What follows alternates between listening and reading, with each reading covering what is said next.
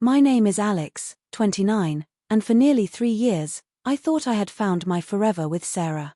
Our relationship felt like a warm, familiar song, long drives under starlit skies, impromptu coffee runs, and the quiet comfort of being fully known. But lately, the melody had changed. No loud fights or obvious rifts, just a creeping unease. Her texts grew sporadic, her phone became a guarded secret, and her eyes darted nervously when she thought I wasn't looking. She started staying late at the office, blaming a demanding project.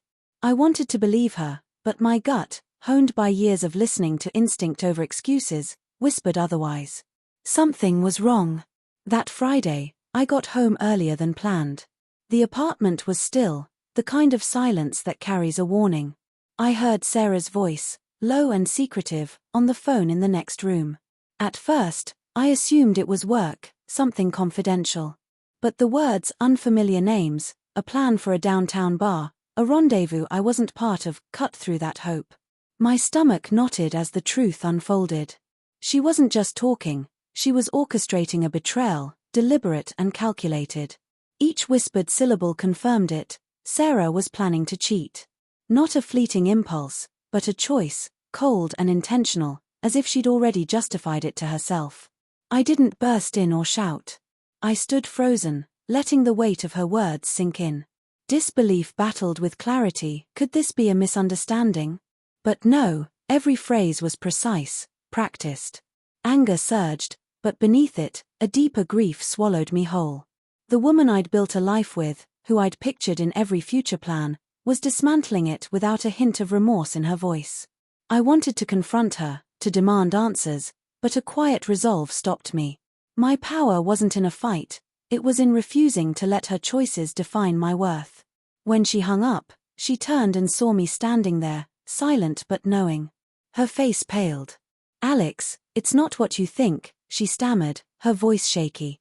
But her eyes betrayed her, not fear for us, but panic at being exposed.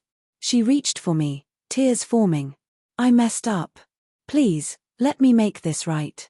I can't lose you."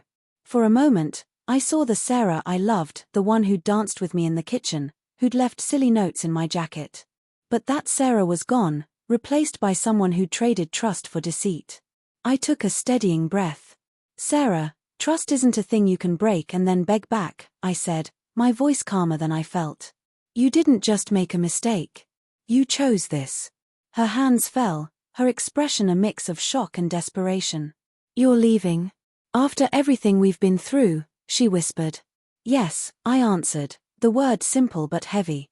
No yelling, no scene, just a quiet, unshakable decision. I turned and walked out, each step pulling me away from the life we'd shared and toward something I couldn't yet name. As I passed the bookshelf, I glimpsed our shared history, photos from road trips, a worn copy of her favorite novel, the coffee mug we fought over every morning. Each felt like a ghost of what might have been. But with that loss came an unexpected lightness, a release from carrying someone else's betrayal.